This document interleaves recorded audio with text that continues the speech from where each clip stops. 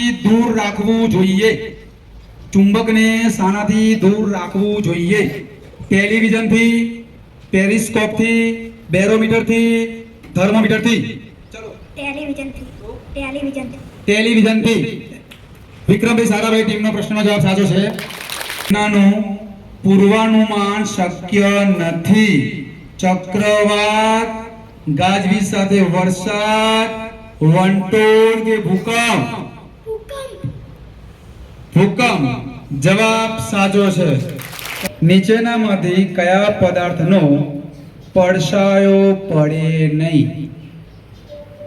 અરીસો લાકડી વાદળ કે કાચ કાચ પ્રશ્નનો જવાબ સાચો છે 1 પોઈન્ટ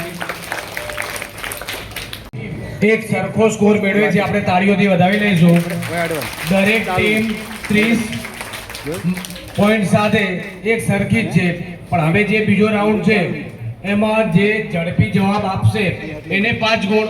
જો એ ખોટો જવાબ આપશે તો -5 એટલે 5 ગુણ ઓછા થશે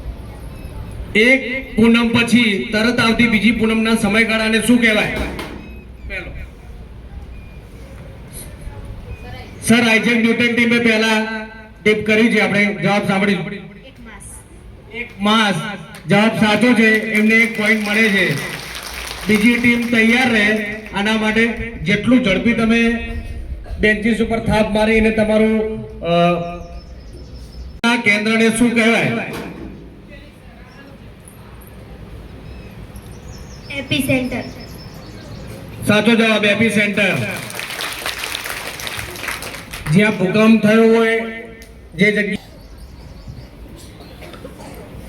હોકા યંત્રમાં કયા આકારનું ચુંબક વપરાય છે સોયાકાર સાચો જવાબ છે ડોક્ટર અબ્દુલ કલામ ટીમને 1 પોઈન્ટ મળે છે ભાગ લીધો તો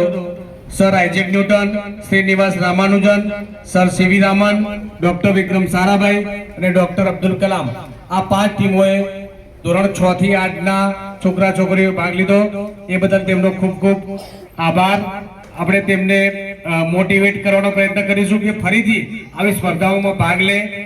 રિઝલ્ટ તો જે સારી તૈયારી હશે એના તરફી હશે તો 5 ટીમમાં સર સીવી રામન ટીમ 30 ગુણ મેળવે છે આપણે તાળીઓથી વધાવી લઈશું સર સીવી રામન ટીમ 30 ગુણ ડોક્ટર વિક્રમ સારાભાઈ ટીમ 1 ગુણ 1 પોઈન્ટ માઈનસમાં ગયો એટલે એમને 30 માંથી 5 ગુણ ઓછા મળ્યા એટલે 25 ગુણ મેળવે છે આપણે તાળીઓથી વધાવી લઈશું હવે ટોપ 3 ટીમોની વાત કરીએ તો ત્રીજા નંબરે છે સર આઇઝેક ન્યૂટન ટીમ એ પાસે આપણે એમને તાળીઓથી વધાવીશું ત્રીજા નંબરે સર આઇઝેક ન્યૂટન ટીમ જેમણે 40 પોઈન્ટ મેળવ્યા છે ખૂબ ખૂબ અભિનંદન બીજા નંબરે ટીમ એમણે 45 પોઈન્ટ મેળવ્યા છે આ સ્પર્ધામાં બીજા નંબરે રહે છે થેન્ક યુ હવે આ સમગ્ર ક્વિઝ કોમ્પિટિશનના વિનર છે ડોક્ટર અબ્દુલ કલામ ટીમ જેમણે 50 પોઈન્ટ મેળવ્યા છે તાળીઓથી વધાવી લઈશું ખૂબ સારી તૈયારી સાથે ટીમે અહીંયા પરફોર્મન્સ કર્યું અને આ ક્વિઝ કોમ્પિટિશનના વિનર છે